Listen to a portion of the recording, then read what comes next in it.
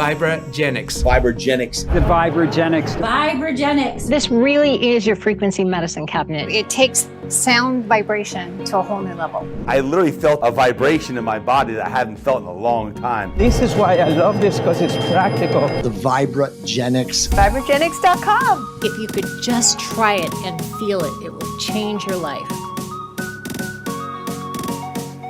Hello, everyone. This is Dr. Caroline Stites. I'm the founder and CEO of VibraGenix, and I am super excited today to welcome Dr. Darryl Bates on board as the medical contributor for VibraGenix.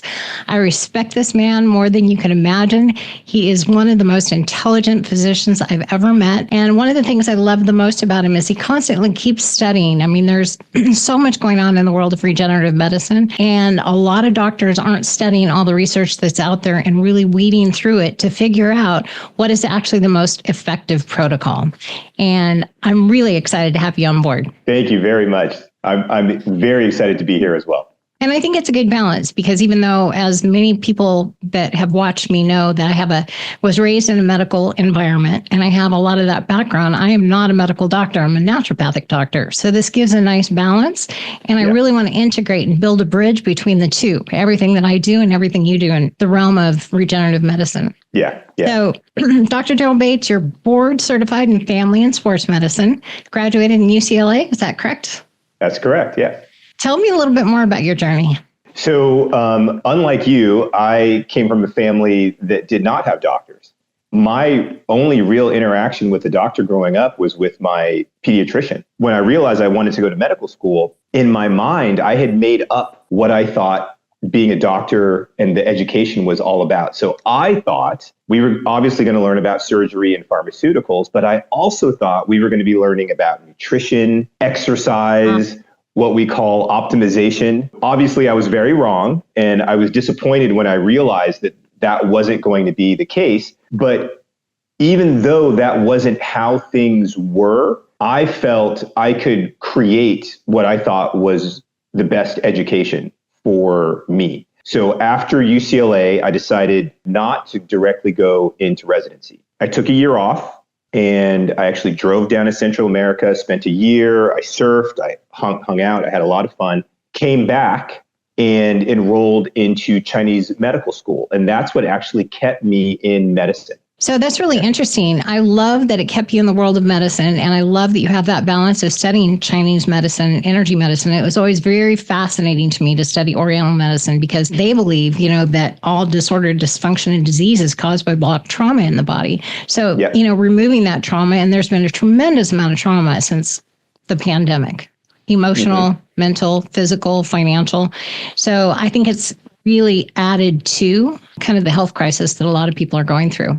Yeah, and it tends to bring things out. And so like with Chinese medicine, I think back then, at least, what was challenging for folks, because this was the 98, 99, 2000, what was challenging for folks is having to deal with different terminology and these different concepts. But now that it's been, 20 plus years, most people have had an experience or they know someone who's had a really positive experience with acupuncture or with herbs. And people understand, if you say qi now, people, I understand what qi is. Right. So people understand that there are these energy centers, there's pathways, there can be blockages, there can be energy blockages, and it's not as woo-woo as it was 20 years ago. For some people, it still is woo-woo, but the way that, particularly talking with doctors, the way that I tend to think about are different systems of medicine, and they are different systems. Nothing is right and nothing is wrong, right? There isn't one medicine that works for everybody. I think of Chinese medicine as being a map of medicine, and the map has certain concepts and different techniques that actually incorporate conventional or Western medicine. And so what a lot of people don't know about these ancient Chinese doctors is they did surgery. These were like warring folks. So they had a lot of traumas. They did surgery, they did internal medicine. So there was a lot of technology that came out of China and exists within Chinese medicine that can be very helpful for a lot of the issues that we have now. Absolutely. I've always said that I feel like the healing arts are this just amazing, beautiful tapestry. And there's a time and a place for all of them, from traditional medicine to Chinese medicine to naturopathic medicine, all of these pieces, golden threads of truth run through them all. And not everybody needs the same thing. But the more that you get educated like you are in all these different areas, the more you know how to stack modalities, which is what we're going to talk about, to get the ultimate outcome for your patient. Yes. And what you said is spot on. It's the stacking. It's the how do you combine things effectively for the individual to get the best outcomes. So if you get hit by a bus, absolutely, you need to go to the emergency department. Yeah. And from there, depending on how bad it was, you're probably going to go to one of the surgical suites. You may need several surgeries, and then you may be in the ICU. Those are three of the most important aspects of conventional medicine. That's where medicine shines. It's the emergency department, it's the ICU, and it's the operating theater. As soon as you're out of those areas, that's when you need to really start focusing on regenerative medicine, energy medicine, your nutrition. You need all of these other aspects in order to put you back together so you can get the quality of life back, or get the quality of life that you want after having an incident like that. Oh, absolutely. So I wanted to take it kind of to a practical level and talk about something that's really common, and that's knee pain. A lot of people have it. A lot of people are worried about having it. It's something that goes along with the aging process. And I know that traditional medicine is quick to look at knee replacements. And there are a lot of other things that we can do. And I would like you to kind of speak to that, what your favorite modalities. I'll share my own story after you introduce us to the whole subject and what the stack would be, and kind of the difference between chronic and acute knee injuries. Yeah, so I'm an athlete, and so knee pain is one of the things that takes people out of their sport or out of their activity. And at any given time, every person is going to have something that happens with their knee. Just some definitions here. Acute pain or acute knee pain versus chronic pain. Usually anything that's under about 4 weeks, we can consider to be acute. Anything that's over 4 weeks, now we're into this chronic pain, especially if you get into the 3-month range. One of the reasons that I delineate that is we have to have inflammation in order to heal. This is one of the ways that the body communicates and it signals. So when you first hurt yourself, and let's just focus on the knee, when you first hurt your knee, maybe you were playing a sport, maybe you stepped in a hole, but there was some kind of twist, or you zigged instead of zagged. Now you've got pain, you might have swelling, you might have bruising. What has happened is you have acute inflammation. That inflammation usually takes place and gears up over about 48 to 72 hours. Your body is mobilizing. It is gathering the energy, it's gathering the building blocks, it's gathering the chemicals that it needs in order to help repair whatever damage happened in your knee. If you would cut yourself, you could easily see those processes going on, but because it's internal, it's hard to see. You just feel it. You feel pain. If you've got swelling, you feel that there's tightness. You may have sensations of pain in different parts of the knee, from the front to the side to the back. The problem is if that persists, and let's say we're at 3 months now, and you still have pain, you still have some swelling. Now what's happened is you have a chronic inflammatory condition that isn't necessarily helping you heal, but it's producing symptoms. It's producing the symptoms. Your knee might feel hot, swollen. It could be tender. When you step or move a certain way, you might have something that feels sharp or burning, aching, stabbing. These are the kind of things. So this is really the difference between an acute, something that's less than 4 weeks, versus chronic, which is over the 4 weeks and oftentimes leading into months, and for some people, even years. Both involve inflammation. The acute, I'll call good inflammation. The chronic is inflammation that's not helping you anymore, but it's producing symptoms that are uncomfortable. Since you say that the acute inflammation is, or in the acute situation, the inflammation is a good thing, is that a period of time, that first 72 hours or whatever period of time it is, that you should not be trying to knock down the inflammation in the knee with, ibuprofen, with ice packs, all of that? Should you just let that run? So with this, I'm a little conflicted. The Chinese medicine in me says don't use ice, right? Okay. Ice blocks things. Now, what I have seen, though, is for some people, the swelling itself can produce pain and discomfort and can limit your range of motion. So if you see that your knee is about to swell like a balloon, this is where I like people to use arnica, CBD. Yeah. You could use ice. If you've got VibraGenix, perfect time to hop on, or to use something that's going to help open the lymphatics to help get that swelling back into your circulatory system, so you can either mobilize that fluid or pee it out. Perfect. So what my personal experience is that I used to run a lot, and then I started training for a marathon and started running on asphalt instead of on dirt. Yeah. And I didn't cut down my miles, and my knee just kind of exploded. I had a hard time slowing down. I didn't do the marathon, went back to running on trails, but still I water ski avidly, slalom ski, snow ski. I didn't slow down. So over about a 4-year period of time, I got worse and worse as far as muscles started atrophying in that leg. I had 25% of the actual muscle in that leg, a lot of cartilage damage. And tried PT. I didn't want to get surgery. I'm one of those people that wants to avoid joint replacements if at all possible. So I actually started using magnetic stimulation to actually regrow the cartilage in my knee. And so it's much better with going up and down stairs and all of that.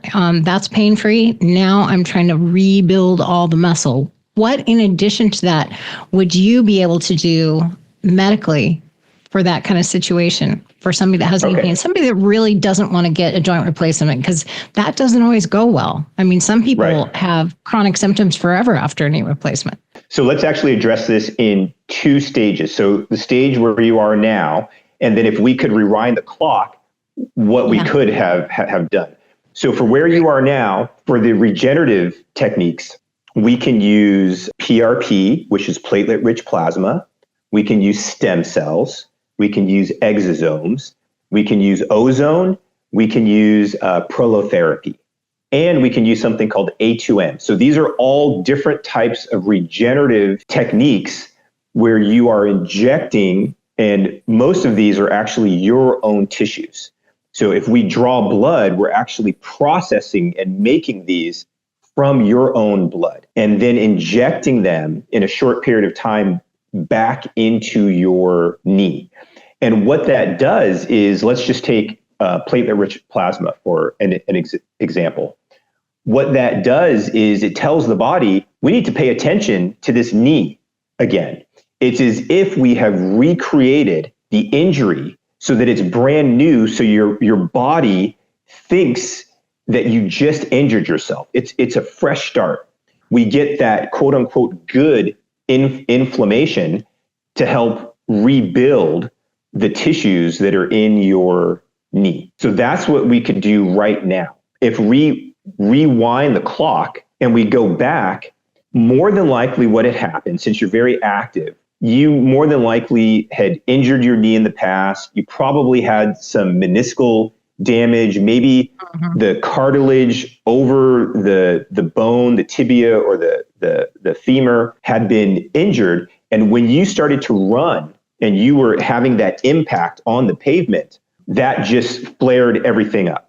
And it made it such that your knee had a hard time overcoming the acute on chronic injury. So the newer injury with a pre-existing older one. So for anyone who has a knee injury that's new, know that if there was enough trauma where you injured one of your 4 main ligaments, or you had swelling, bruising, or you damaged the meniscus or any of the cartilage, what tends to happen for most folks is you set in the cascade of degeneration. Your knee over time is slowly starting to break down. And this is known. This is known in the sports community. So what I want people to know now is you can be proactive. If you've had a bad enough trauma to your knee, don't wait for 5, 10, 20 years until you're told that you need a knee replacement. Go ahead and do the regenerative techniques. And if you catch it early, it could be as simple as doing a series of PRP 2 weeks apart, times 3. It could be that you combine PRP and stem cells, or you combine PRP and exosomes. But you should do something in order to help with the inflammation and the inflammatory degrading cascade that comes from having major trauma to your knee. So what about on the other end of the spectrum? Because in the Wellness Center, we have people coming in that, they're getting older and, they're 60s, 70s, and they say that they're told they have bone on bone. Is there anything that you can do with what you do about things like that? Yeah, so this is where I'm so excited that we're working together. So what I would suggest is, we have to go through the examination, see what imaging, whether it's an X-ray or MRI or a both. And then with the regenerative techniques, what I've been seeing is when you combine PRP and something called A2M, and I'll describe what A2M is. It's an enzyme that is in the blood. And when you draw the blood and you concentrate the plasma and you extract the water out of the plasma, you can concentrate this A2M. And when you inject it into the knee, it starts to immediately attach to all of these receptors inside of the knee, and it can help slow down to arrest the degradation that's occurring in the knee for the cartilage. So this is potentially a way of preserving the cartilage that you have. And then when you stack that with other regenerative techniques, now you give your knee the ability to start rebuilding some of those tissues. And to me, the holy grail is being able to help someone rebuild cartilage. So if we do these techniques and then they're working with you, not only do they have the VibraGenix, but they have the EMS device where they can start to use this and focus on the knee. And over weeks to months, they can create the environment that will allow their body to rebuild some of these tissues. No, I love that. Absolutely love that. Are you enjoying the use of the magnetic stimulator yourself? Yes. Yeah. So with VibraGenix, what's interesting is, so the last couple days, so my kids have tried it, which is great. I've had 2 sessions with the RF foot bath. Yeah. And the very first time when I was at your center, I only felt it up to my knees. The second time, I felt it further. It got towards my waist. And the last time, I could actually feel it somewhat in my chest. Not as intense as my lower legs, but I can tell that it's actually rising and it's getting to where I should feel it throughout my entire body and even into my head. Oh, for sure. And just for the people that don't know what the RF is, it's radio frequency heat therapy. So it's technology that was originally developed in Germany, and they actually created it for cancer treatment because cancer can't handle increases in heat. But, we use it because that's the body's natural defense against disease. You get a fever when you get a cold or a flu or something like that. And what happens is it heats up the core temperature of the blood in the body, really helps remove energy blocks. And that's the heat moving up. Once that energy block moves, it'll move all the way up. I mean, I'll actually make my head sweat and mess up my hair now. So I have to be careful what time of day I do it. But it's really amazing technology. I know that a lot of the studies that were done with cancer, if you heat the cancer cells up by 4 degrees, they die. And I know that a lot of viruses and a lot of bacteria are heat sensitive.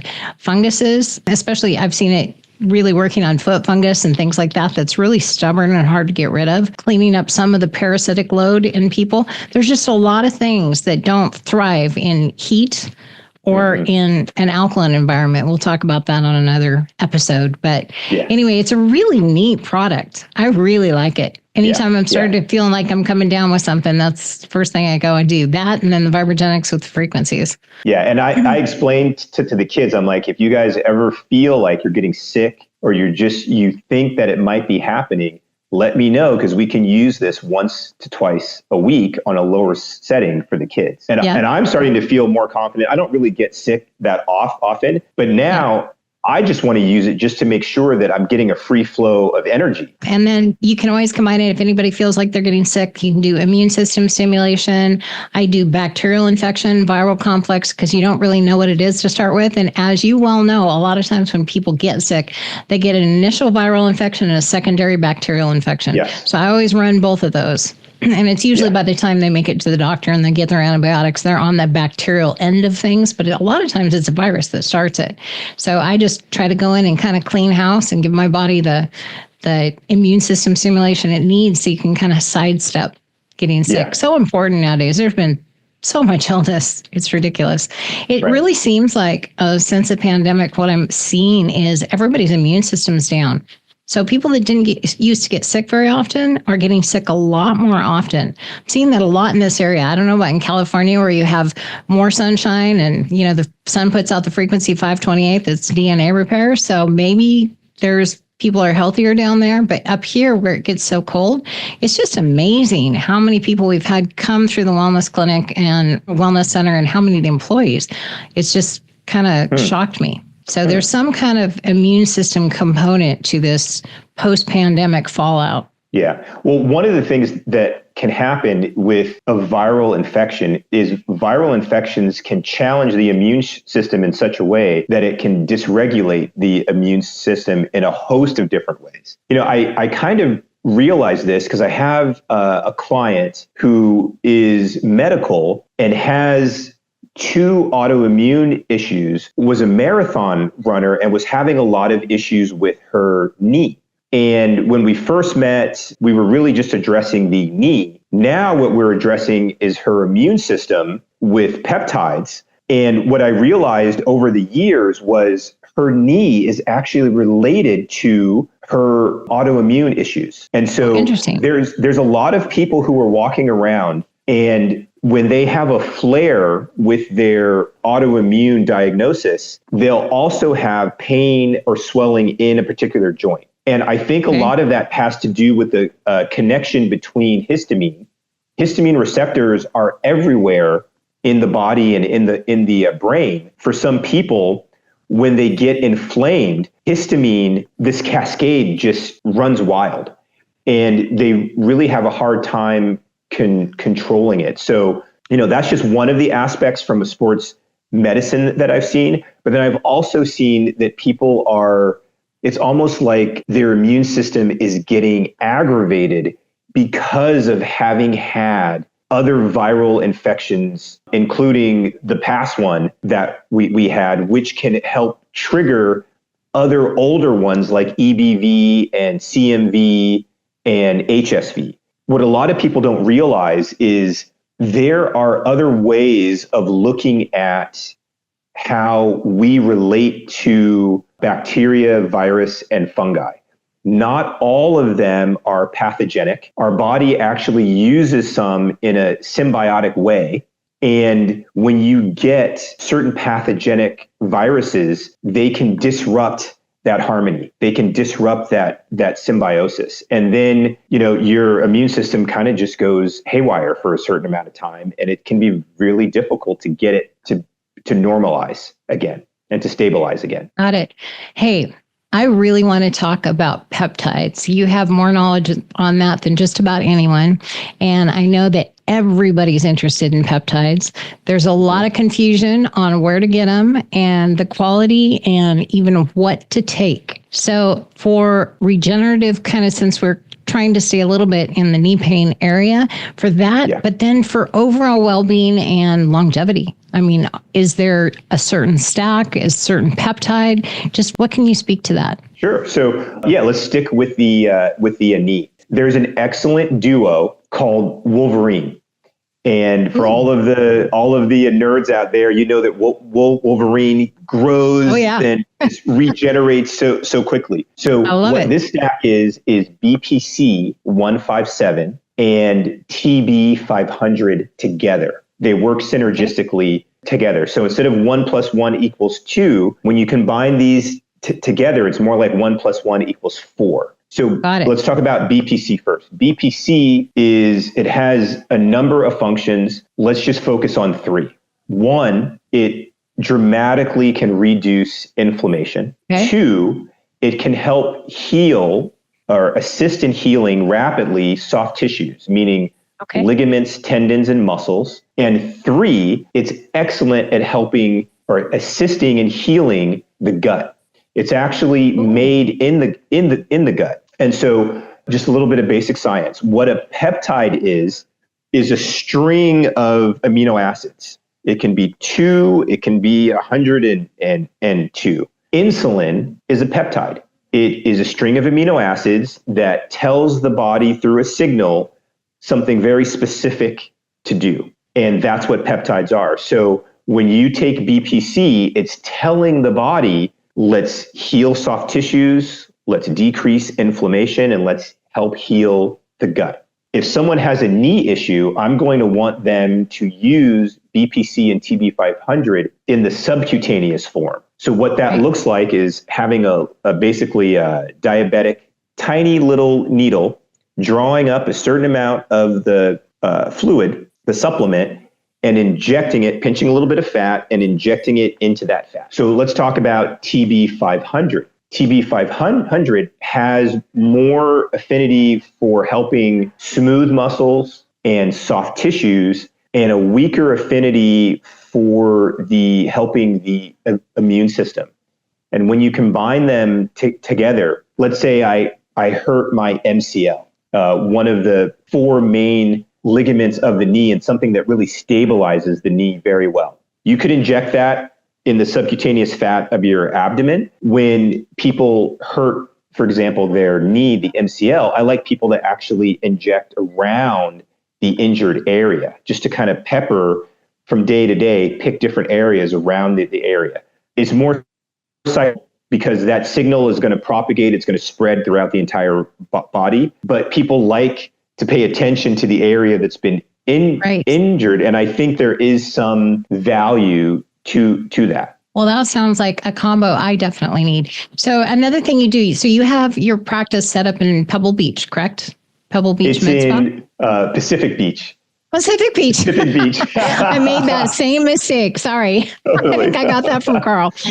Pacific Beach in San Diego. Yeah. Okay. Beach. And then you also do teledoc services? Yes, I do telemedicine, and I like to help people basically strategize. So I offer something called health strategy sessions. So sometimes we go over labs, sometimes we go over imaging, but to personalize and create a plan that is individualized for that person. That's perfect. That's what a lot of people need. And it's nice that they can have access to you. I definitely want you to give us all of your contact information so people can reach out and be able to have this level of care, even if they're not in your area, or they can fly down for different injections and procedures. And just to have another avenue outside of total joint replacement is exactly what we need.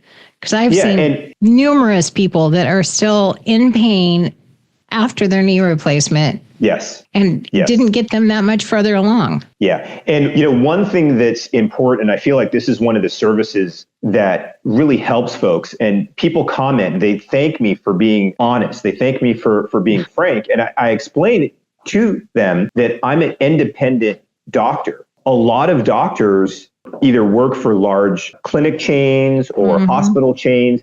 They're essentially beholden to the insurance company. And so, unfortunately, some of the opinions or the advice they're being given is dictated by what the insurance company provides or what the clinic or the hospital wants them to provide. For me, since I've been outside of the system, I know what's being offered in clinics and in hospitals, but I also know what insurance doesn't reimburse. And I also know what works well. So when people talk to me, I can kind of give them, this is what is available to you. And then I can also explain to people, this is what you can get here in San Diego. This is what you can get in Mexico, which is right across the border. This is what you can get in Panama. This is what you can get in Colombia. This is what you will get in Europe. So I can really help people figure out what's going to be the best plan for them. And that's great because I know a lot of people research nowadays. They look into things and there's so much almost contradictory information. And I've known a lot of people that have flown to a lot of places and gotten stem cells, some of them massive amounts of stem cells, hasn't done anything. And then other people that have gone to other places and had amazing results. So having somebody like you that can navigate through all the information and steer people in the right direction is great. And that's one of the reasons I wanted to have you come on board is you're beyond well educated and you are a very honest person. And I love that. You kind of say it like it is. So yeah, I appreciate that. Yeah, thank you. Yeah. Can you at least relate contact information on how to get a hold of you? We can also put it at the end of this video so that people can reference that as well. Sure. Yeah. So I have partnered with Dr. Melinda Silva. She's someone who's incredible. She's been doing functional medicine, hormone replacement therapy, and she's been doing weight loss the correct way for, I think, about 15 years now. The phone number is 619-761-1574. 619-761-1574. You can also email at staff@drmelindasilva.com. I'll spell that out. Staff, STAFF, at Dr. Melinda Silva, spelled DrMelindaSilva.com. And you would ask for the Pacific Beach location. Yeah. So in Pacific Beach, we're in this great building called PB Med Spa, which a lot of local people know. The building's been here for quite some time. And I would be happy to speak with folks, to help design protocols, to answer questions, and really just to educate folks as to what's possible, because things have changed so fast in the regenerative space, and there's so many possibilities just with using your own tissues to help you regenerate. And then there's the energetic medicine that can be stacked with it as well. For sure. I think it's a great combination. And for anybody going to get medical treatment, there's no nicer place than going to Pacific Beach. You get to hang out on the beach in the sunshine and get your medical treatments, a little vacation along with your treatment. Yes. And even setting up a conference call with you. Yeah. Telemedicine, which is what I'll be doing right after we get off this, so we can address the peptides that clearly I need. Excellent. So I really love where we're going with this, building a bridge between traditional and energy medicine. I think energy medicine is so important. I mean, we're just vibrational beings. And, a lot of traditional medicine, we're just, as you know, we're looking at systems and organs and blood work. And that's and then we're trying to figure out a surgical or a pharmaceutical solution. And when you really look at the system, like right here, through the lens of quantum physics, you're actually looking at the system through the atomic lens. And the atom, is just this amazing bundle of energy. It's 99.99999% space, and it is vibrant energy. Those electrons are going at nearly the speed of light. And so we have these amazing little tiny, powerful pieces inside of us, and 100 trillion of them make up one cell. And then there's 100 trillion cells in your body. So if you can really use energy medicine along with the regenerative medicine that you're doing, you can address both the systems in the body and the energy field of the body. And I think the body heals at light speed. And it's just so much more advanced than the model we were stuck in for too long, which was the only options were surgery and drugs.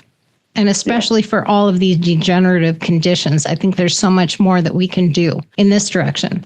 Absolutely. And just what you said, part of why this works so well is we're addressing the foundations of health. We're getting to the root cause. When you get to the root, the branches tend to resolve. And the branches tend to be all the different symptoms that people have. So the closer you can get to the root, the more you can address the root, the better the medicine. I love that. I have the same philosophy. I am always trying to figure out the root cause. I'm always telling people there's something that happened before all the dominoes started falling with your health. And usually people can figure out what it was, an illness, an accident, injury, something, maybe a major trauma. It doesn't, emotionally, it doesn't matter, but there's always a root cause. But if you can get to that and kind of turn polarity on that, it's a whole different scenario because the tree starts disappearing. And along with the traditional medical model, I kind of always pictured it like we're going in and trimming a branch off a tree. Okay, so you have, a tumor in this part, let's cut it out. You have this going on here, let's give you a medication. You're just trimming the branches of the tree. And what happens is you have more branches that grow out of that trimmed or pruned spot. Yes. So this is a much better way to go. Treat the most acute symptoms and try to find the root cause.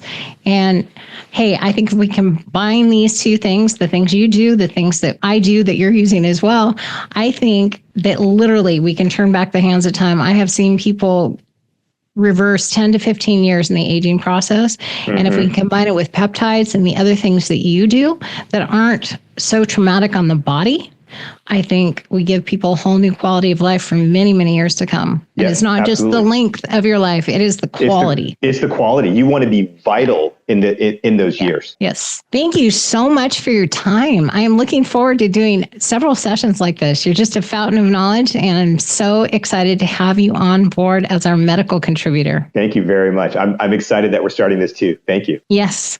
Okay. Until next time, everyone. Bye-bye. All right.